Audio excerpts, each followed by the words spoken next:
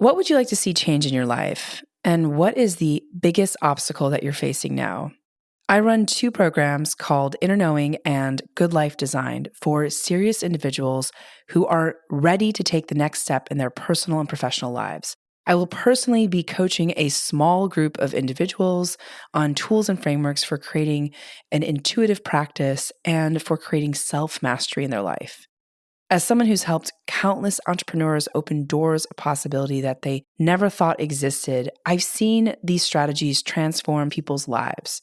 The best part is that you'll 10x your output, unlock your creative genius. I'll work with you weekly to overcome your limiting beliefs. I'll teach you how to create clarity, processes, develop your intuition, and set a new framework on how to live your best life. And you'll get access to guided meditations that I have personally created that are not available anywhere else. We'll create a new self-concept that you can practice moving forward. This method is so effective that even if you don't have a lot of time or if you think you're not ready for a change, these frameworks and methodologies will still work for you. You can check out the link in the show notes to join the waiting list, and you can also check out what some of the previous clients had to say about our time together. It's first come, first serve, and I hope to see you there. Hi, my name is Yasmin Turehi, and this is Gateways to Awakening, where we host one-on-one conversations with leading experts in wellness, well-being, and spirituality. Today's episode is about living happy to be you with Dr. Valerie René Sheppard, a certified master trainer, self-mastery expert, and CEO of the Hartley Center for Mindfulness and Self-Mastery. Dr. Valerie René Sheppard helps people live with more courage, confidence, inner peace, and happiness. And the wisdom in her multi-award-winning #1 international bestseller, Living Happy to Be Me, is the centerpiece of her transformational work. Dr. Valerie received her PhD in Consciousness and Human Potential in 2021 and is on the board of the Evolutionary Business Council and is just this incredible, outstanding human who I met at this conference that we both were a part of. So welcome to the show, Dr. Valerie. Thank you so much, Yasmin. It is my honor and pleasure to be here. I'm really delighted to be in community with you and have a chance to connect on this topic, which is my purpose. So many blessings and deep gratitude. Likewise, Valerie. It's been such an honor to get to know you, and I really appreciate your level of thinking on so many topics. And so I'm really happy to dig into this conversation on happiness. So to kick it off, do you think most people are happy on average? And why do so many people chase a sense of happiness in the future? I love this question, and I love it, and I also hate it. So I'll tell you the dynamic that's going on. So this idea of like measuring happiness from statistical means or group consciousness, and we do it. I mean, for years there have been corporations that actually measure happiness as a product, as a result, because there's data that shows that happy people are more productive. Countries are measuring gross happiness quotients. There's a global happiness studies, Ipsos, and a lot of people are tracking this kind of thing. So from a database perspective, I think some of the latest data was actually March of this year that says that 73% of adults across 32 different markets that were studied describe themselves as happy. And it has been going up and down. There are certain countries that report that their people are the happiest. And so on average, I would say, yeah, most people in the markets that are studied, based on the data that we have, most people would report that they're happy. And here's the part that I hate about that. When we're looking at this from a totally intellectual point of view and what the data says, we can get lost in the numbers. And what I mean by being lost is not that we can't deal with them, it's that we're not there. Um, it's really not about a comparison to some norm or some international standard. It's really about your individual joy in the absolute. And it doesn't matter, regardless of how you measure up relative to others, is not it's not important at all. The danger here being that if you're on average higher than the standard or the norm, you may get complacent and you may say, well, I'm better off than most, so I guess I should be happy. I should be happy. Or, or you could actually feel bad about wanting to be happier, which totally circumvents the whole process and the whole question to begin with. So what I tell people is it doesn't matter if the person to the right, to the left, in front of and behind you are happy. All that matters is your ability to evaluate, to discern your happiness and what you're willing to do about it. So I want to actually double click on this idea of evaluating our own sense of happiness. And I think, a lot of people are so out of touch with how they're feeling and oftentimes are maybe happy for short periods of time. Do we have like default states of happiness or like set points of happiness day to day? And like, how do people evaluate their states? Like, do they do an inventory? How do you assess that, or how do you work with people to understand that? Working with people to figure out like where they are is really a joy. And it comes from me having done this in my own journey. So everything that I'm teaching around the achievement of your highest vibration, highest potential state comes from me having been in my lowest. So for me, when I measured happiness, it exactly was what I mentioned a minute ago. I was doing what everyone had told me would quote unquote make me happy, the quote unquote source of happiness. And I was doing all those things, and I ended up in a place in my 40s where I was not happy. I had all the trappings of what was supposed to lead to a happy life. I was at the pinnacle of my career, living in a great house in my dream city, dream state, near the beach, all the conditions that I had put on what would make, quote unquote, make me happy, really weren't. They would give me these periods of excitement, these periods of feeling elation, but they were fleeting and they were often few and far between. And so I called it a fairly empty or hollow victory.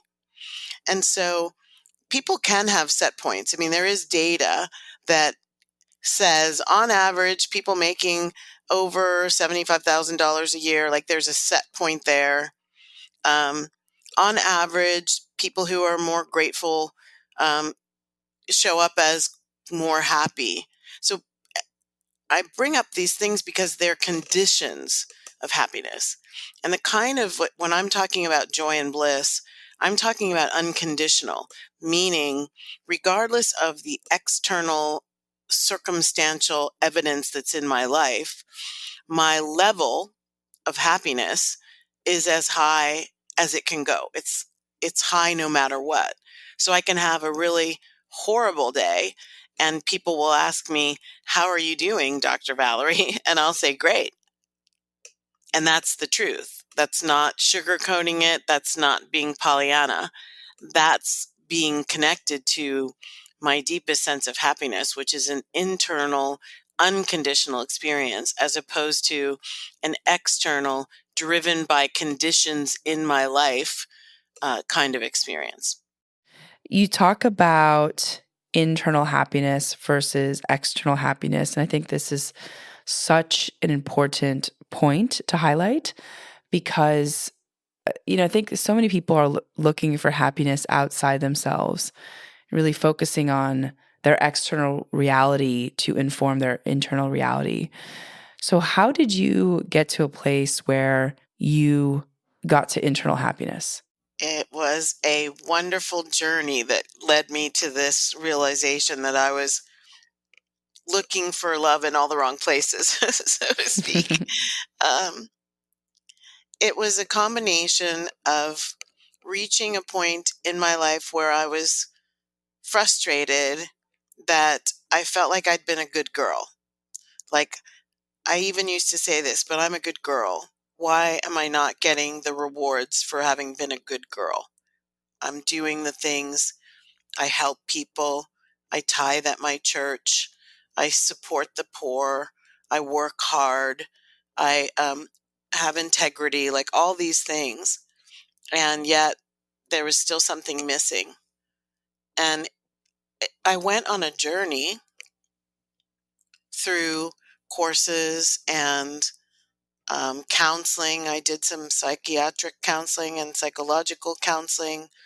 And then I started doing some spiritual counseling with a psycho-spiritual counselor. So doing both spirituality and psychology. And I took courses and I read books, and I landed on this idea for myself that what's going on inside me is really dictating more of my experience than anything else. And noticing, the way I call something, the way I interpret and internalize a situation changes the way I actually experience the situation. And then my interpretations, understanding my interpretations are coming from inside me. And that was a journey that it was an amalgamation of several different, years and thousands of dollars and thousands of hours of introspection and self evaluation and self reflection. It was a long journey of most important thing, noticing what I'm noticing about me and my relationship with the world and others, and most importantly, with myself. That's so beautiful. Really, really important, I think, for people to hear too. Really is. I mean, Yasmin, all the people that I work with, whether they're emerging adults, young people, 17 to 29, or they're in their retirement years, or they're mid-career. Some of them are C-suite executives. Some of them are entrepreneurs. Regardless, there is a common theme among them, and it is the same thing that I've been through, which is, wow, my life is really, really good. So why am I not happier? These aren't people who are having the dark night of the soul. These aren't people who have lost everything and they're trying to pull themselves up by the bootstraps. They're people who see the opportunities, see the things that they have to be grateful for, see all these things in their lives, and see also that it feels hollow or empty. And they're seeking, what's the tie that binds? Like, what is the true source of my happiness that is lasting and not fleeting? And how do I create a relationship with it that I just can keep nurturing? So powerful. And I really love that because it also gives the person agency, to like really make a decision that this is where I'm going to put my awareness and energy and attention, as opposed to, again, letting life tell you how you should feel. So that's so powerful. So I want to dig into these 4 key foundational principles and spiritual wisdom to living a happy life. Can you tell us what they are? These are the principles that you spoke about in your book. Oh, sure. I love talking about my book, Yasmin. Thank you. Um, so, Living Happy to Be Me, Dancing Your Soul Light Style is a guide. It's a guidebook along with principles for living a happy life. And I want to just take one moment and talk about the title. So, those words were chosen very specifically with a lot of spiritual reflection and checking on my pendulum, and downloads. So it's not an arbitrary title. So living is about actually doing something day in and day out in an embodied way, meaning boots on the ground, second nature sort of understanding of who I am in my life and what my life is all about. The happy part was an accessible way to talk about something that is even a higher vibration than happiness, which is joy, and even higher than that is bliss. And joy and bliss were a little less approachable, tangible for people. So the guidance was to use the word happy as a way to connect with where people are, meet them where they are, and help them get where they want to go is my mission. The idea of being, we are mostly humans doing, and being is not something that we're really taught. And many people don't know how to do it, and I was one of them. And so the being, happy to be me, is a really important aspect. And then if you look at the title on the book, the ME is capitalized. It's an acronym, and it's about magnificent essence. And this is about the divinity that we all are, the image and likeness of the divine. It's about knowing that what you are is as important, if not more so, than who you are, which may be rooted in kind of fleeting things of personality and identity and things that you take on in order to fit in and find friends and feel like you matter. And so magnificent essence is a much deeper aspect of you as innately divine. And so living happy to be me is about your transition from a focus on the trappings of happiness that the mighty ego might want, which is lowercase me, mighty ego, and the higher vibration aspect of you, the magnificent essence.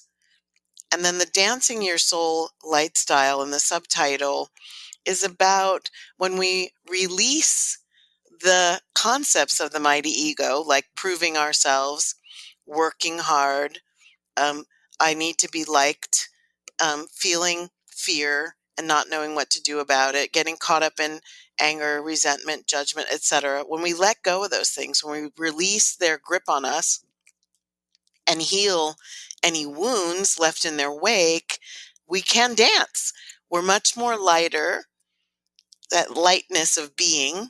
So we're lighter, and we can dance in the energy of our true self, which is the soul, the higher self, the eternal, immortal manifestation of the divine that every single one of us is. And so that's the title. And the book lives up to that, brings it to life with 4 principles of how you get there. And their steps. And the first one is wake up to the truth of who you are. You're not just human. You're 100% spiritual and 100% human. You have the qualities of a harmonized divine masculine and feminine. You are matter in the 3rd dimension, and you are energy in the 5th and the 6th and the 11th and the 12th. You are all of these things coming into integrated harmony in the dimension of the 3rd called the planet Earth. So waking up to that truth and understanding what that all means. Like how do I live as that with boots on the ground, with my name being Valerie Sheppard? So that's the first step. The second is once you get that, once you really, really get that, it's time to shake up and release all the things that don't align with that. Like, how can I think of myself as unworthy because of the color of my skin if I know the truth of who I am? And so how can I think of myself as not good enough because of some other aspect of me if I really, truly, deeply know step 1? So they kind of play off of one another and they integrate. Step 3 is a continuation, which is, okay, if you've got step 1 and you're doing step 2, shaking up and releasing the things that don't align with you as magnificent essence, maybe it's time to write a new story. Write a new story of who you are in your life and what your life is going to be about? Meaning, what did you come here for? I guarantee you it wasn't to get a bigger boat or a really big house or a title that you can be proud of. It was about something deeper, and connecting to that story, like recreating yourself in that seminal story, is a really important part of accessing the joy and the bliss that is already a part of who you are, what you are. And then the last one is take up the reins and go live it. And that's basically saying, how do I embody this knowledge? I typically say knowledge is not power. Power comes from knowledge put into action over and over and over and over. And that's when it becomes wisdom. And that's what step 4 is about. What are the practices that help me remember and expanding remembering for the rest of my life? Who are the people that align with who I'm evolving into as my higher consciousness? And how do I get to dance and play with them and not just work hard to prove that I got it? Wow. So these 4 principles, or I actually call them steps, really, they're both principles and steps, I think are really fundamental to this inner happiness. And, it's interesting. I've never heard it this way because there is a spiritual piece to this concept. And, what about, and I want to come back to this because I have a lot of follow-up questions, but what about for people who maybe are not aware of this kind of spiritual dimension of who they are? How do you work with people on that level, or do they have to believe that in order for the other steps to make sense? I love talking about this question, Yasmin. So thank you for putting it into the space. So I introduced a course, and a collegiate level course, that was designed to teach self-mastery. And it was called Living 101, Being Happy and Whole.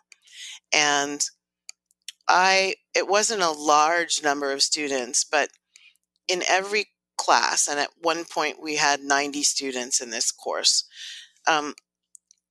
every course, there were students in the class who were in varying degrees of buy-in.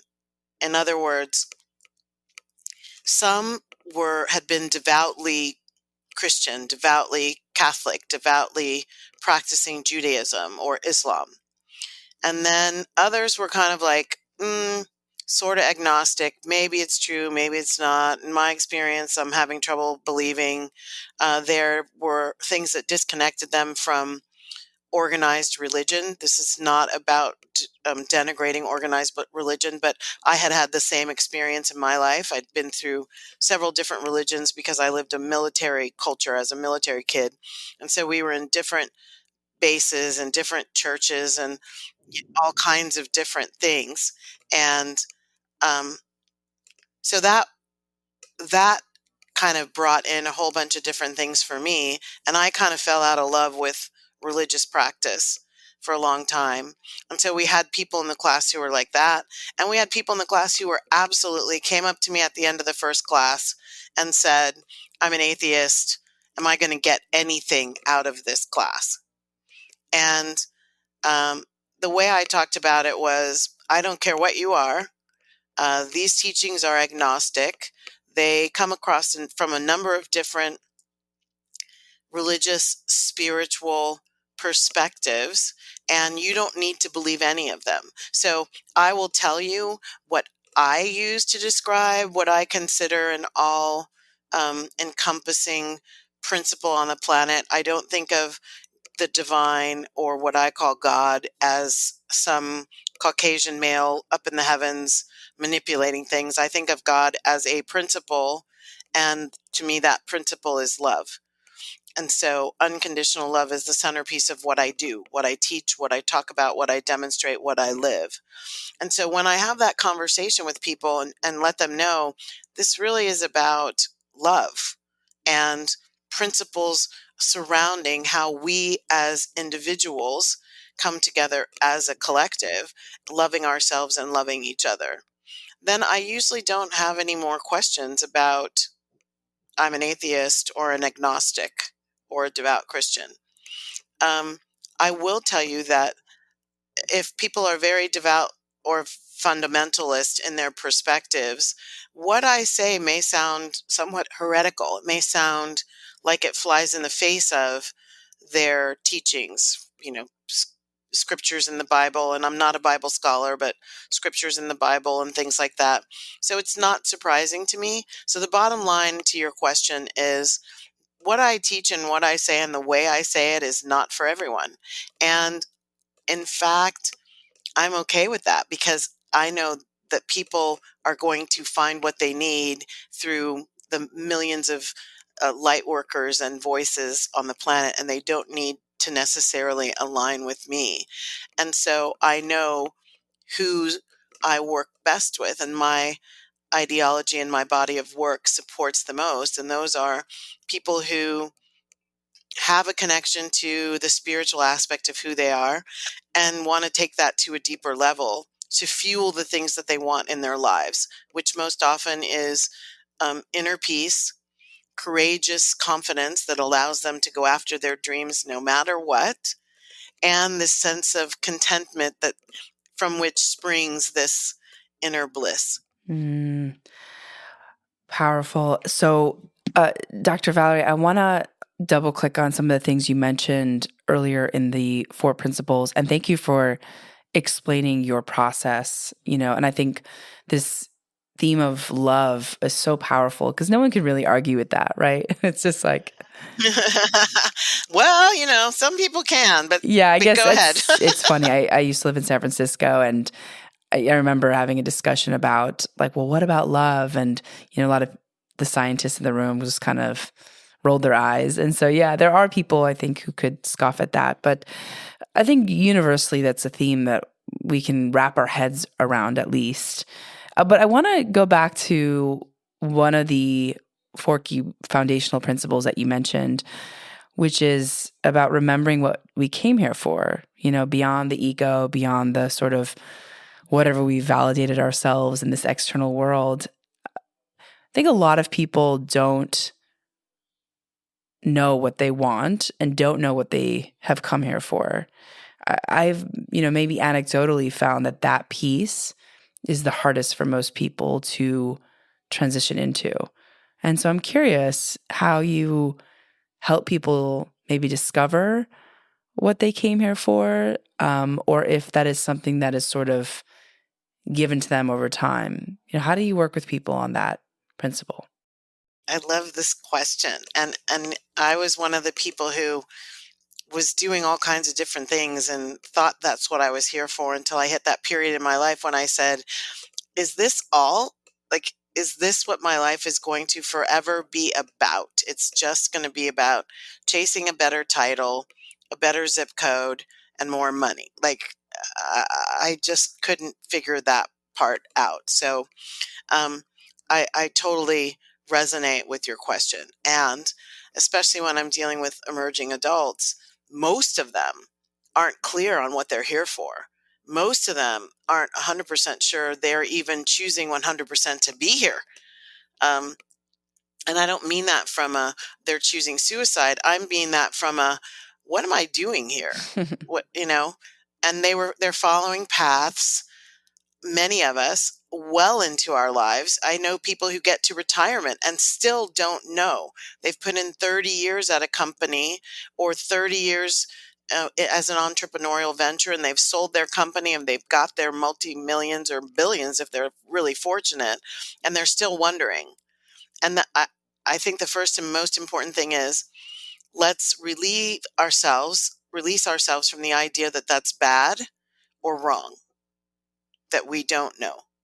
So I think getting to peace, like making peace with, well, I don't know.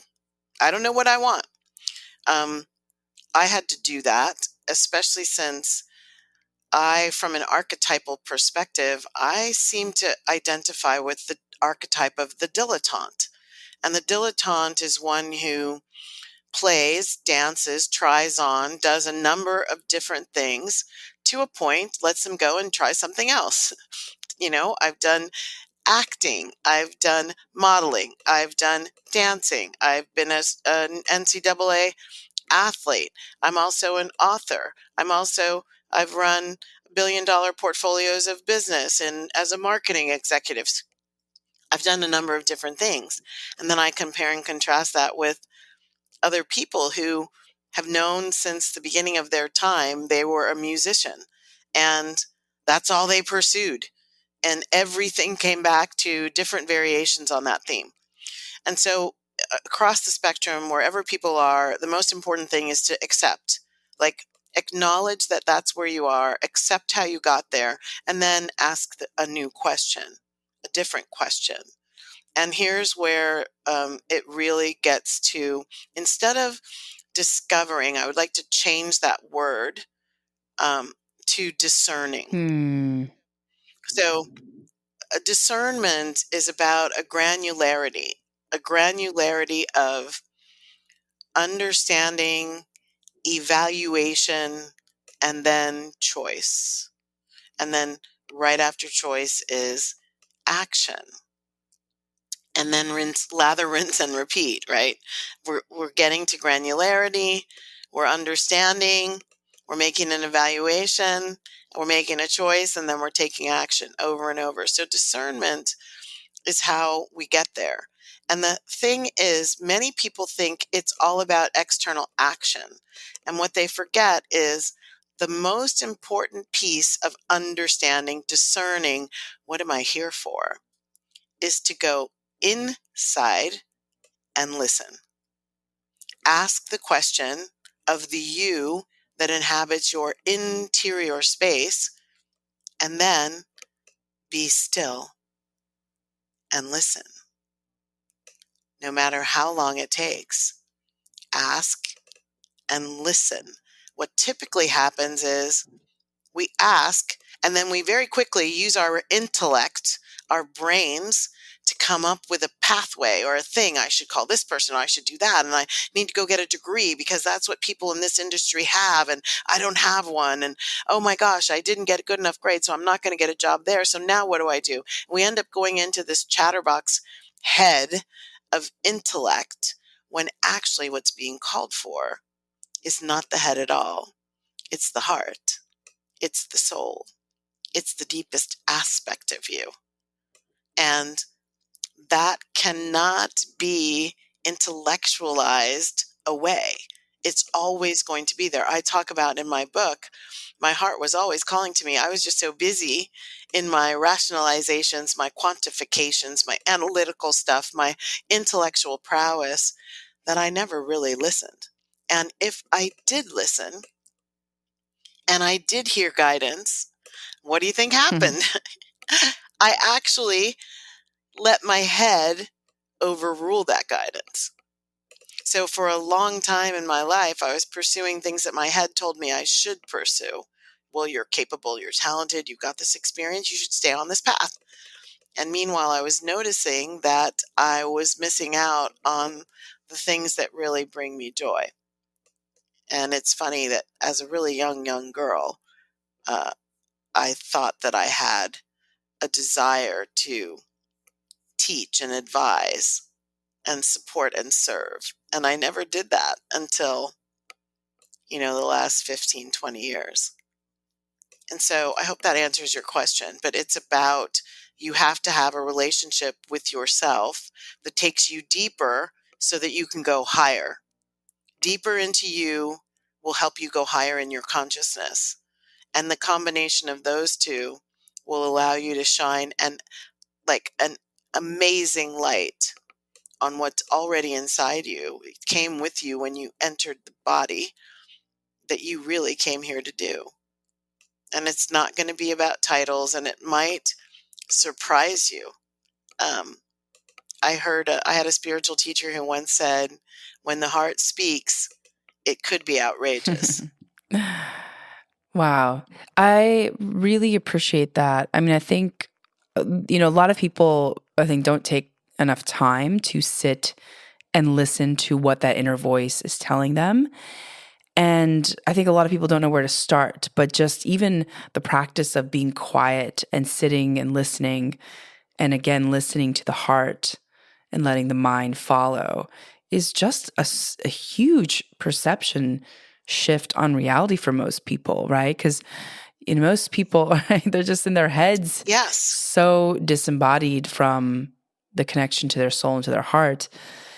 So I really love that. And the last piece that you mentioned in these 4 principles is about putting this knowledge into action. And so how do you see people do that? Once they know what they come here for, what are some of the ways that you've seen people put these ideas into action and reinforce them? How do you see that shift happening?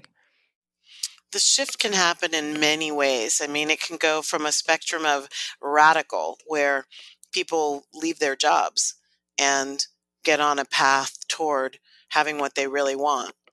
It could be that people notice they're playing small in what they're doing, and there's upside by them being more courageous and confident in how they actually bring their vision to life, and they stay exactly where they are. And so it might be, I do have a book inside me, I should write it. Or actually, it's not a self-help book or a nonfiction book. I really want to write children's fiction. Or somebody who is in their midlife who decides, I never should have hung up my ballet shoes. I'm not going to be a prima ballerina, but I could have kept dancing just for the love of dancing. And because dancing is a form of creative expression, the divinity in me is being sprinkled everywhere I go. And that is a part of my service to myself, allowing myself to be fully expressed, and also my service to my community and the planet. More creativity, more love light is being shined, and that changes the world for everyone.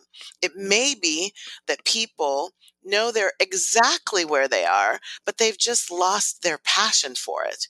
And so they reignite that passion by going through some exercises and some readings and retreats, or some kind of activity that helps them notice what's in their way, what's holding them back, helping them sort of move out of the space of resistance to what wants to come through and making a new relationship with it.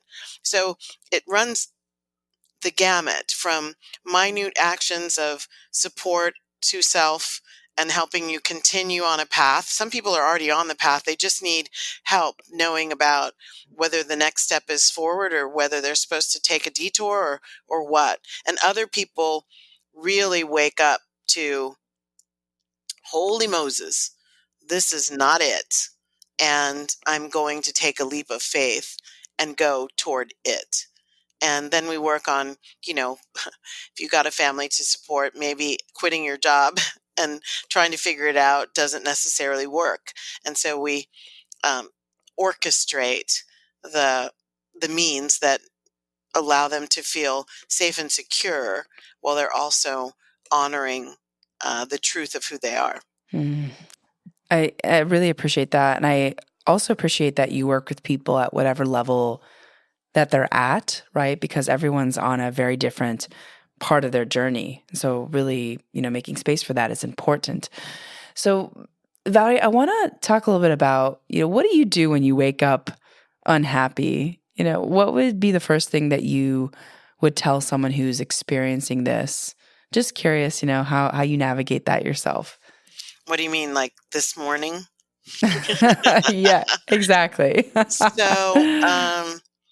I think there are a couple myths inside the question. So I'm going to address the myths first, and then I'll tell you what I do. So there's a myth that once you are on this path to unconditional, self-determined happiness, that there's never any upset, there's never any sadness, there's never any debilitation, there's never any wanting or longing, and that everything is copacetic. And that's kind of a myth. Um, the idea that we're talking about in self-determined happiness is you choose it no matter what. So you choose it even when you wake up feeling I'm lost, even when you wake up feeling I'm lonely, even when you wake up feeling having the context or content of a disagreement from yesterday still playing in your heart and in your mind. And when you look at your bank account and you look at your bills and there's a gap and you're not sure how to fill it, when the person that you really, really love from a romantic point of view and would like to spend your life with is not interested in that game plan. I mean, there are a thousand different ways that we are all going through the same thing, which is there's a difference between what we intend for ourselves, what we would like to have, and what is actually showing up. And there are lots of reasons for the gap, but just there's a gap there. And so the idea here is even in the midst of that muck and yuck, as I call it in my life, muck and yuck, I've got the agency, to use the word that I love that you said earlier, Yasmin, the agency to choose for myself how I'm going to describe myself to myself in a situation. So I'm going to use this morning. I've got some things going on. I've got some big plans and I'm very excited about them. And I'm in this space of insecurity about whether I'm going to be able to do what's necessary, whether I have the wherewithal to bring them to fruition. And so this morning, and I don't look at my clock when I wake up in the middle of the night. That's a practice of allowing myself to go back to sleep.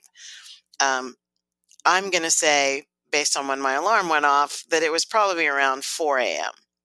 And I simply sat in the insecurity and made it perfectly fine. I have big dreams, big plans. There's a period of gestation.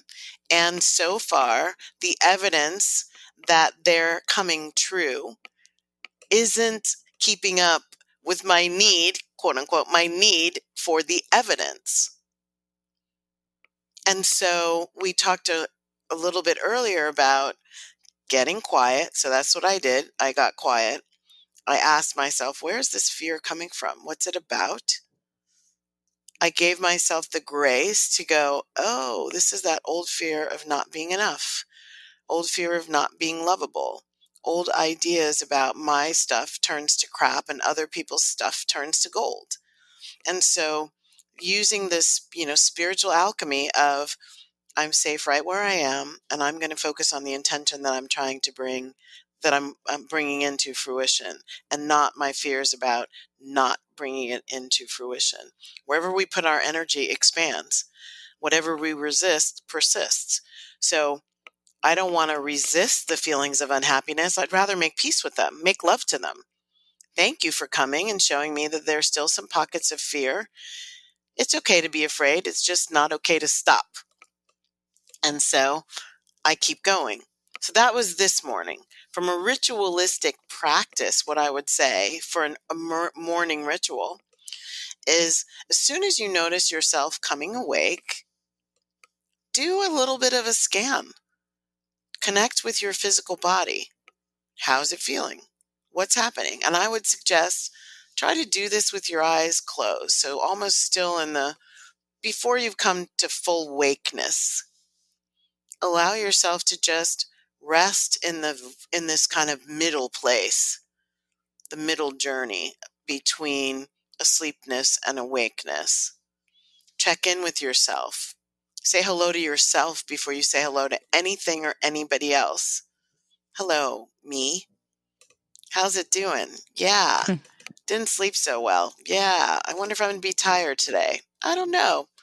I'm going to go through the day, assuming all is well, and then I'm going to see what happens and how I should respond. Notice that's different than react. So you're spending a couple of minutes, doesn't have to be 20 minutes of meditation. It can be 2 minutes of greet yourself. stay in bed, greet yourself. Then, before you come out of that into full awakeness, set an intention for what you wish to experience that day and make yourself the centerpiece of it. Don't make it about, I intend that so-and-so not disturb me in my office. Make it about who you're going to be and how you're going to be that person.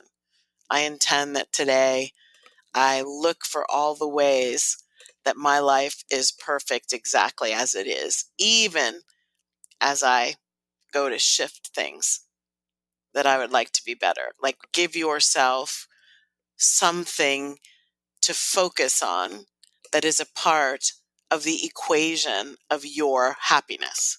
Just you, your happiness. And then get up and get about doing it. That's like walk in the intention. Like put your feet onto the dream. Amazing. Wow. I love that so much, Valerie. That's amazing. So to wake up, do a body scan, check in with self, and then set an intention. Don't go to your phone. I think most people go to their phone or start thinking about work or, what they have to do for the day. But the only thing I would say about that, Yasmin, because I used to be a don't go to your phone either until I put this app on my phone called Insight Timer. And I don't benefit from saying this. And I know there are other ones out there like Calm. And I'm not saying one's better than the other. So if you use your phone as a way to support your personal evolution into a higher vibration, to support yourself in your happiness journey, then I would say go to the phone. So I use Insight Timer. And after I've done my lying in bed thing, I actually, even while I'm making my bed and deciding what I'm going to wear and in my bathroom brushing my teeth and doing those rituals of the morning, my Insight Timer is playing like a 31-minute piano improvisational that's about peace. Or if for example, I have an ability to get very I can have a warring self. We all can, actually.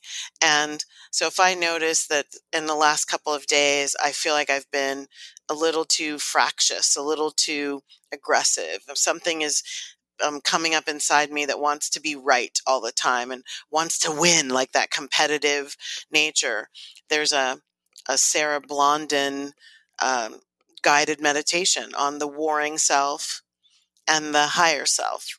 And I might listen to that as a reminder of who I really want to be. It calls me into a higher vibration. So if you've got things on your phone that do that, I would say integrate them 1,000 times a day. If you, any little power pill, as we used to say in my bowling team, a power pill, any little power pill that you can give yourself to support yourself to be what it is you came here to be, then do it. Do it. amen to that. I love that, the immersion piece of just like reinforcing because we're being programmed, but we're being programmed all day long, usually on things that we don't really want in our reality. So, this idea of actually reprogramming ourselves to be in our highest life path possible, or to be on a life path that is in alignment with our mission and purpose, is so important and powerful and just really can't be underestimated. And you brought up something really powerful there, which is, I hear from a lot of people, the way they keep themselves in happiness is to remove themselves from the things in life that are not so happy. So I never listen to the news. It's nothing but crap. And I did that for a time. And then what I found was I wasn't evolving my consciousness around how to create my level of happiness that is completely agnostic to the conditions of the world. The conditions of the world are always going to reflect the consciousness of the people living in the world. It's universal law. You can't get around it. As above, so below, as within, so without, law of reflection, law of karma, all these different things are at play.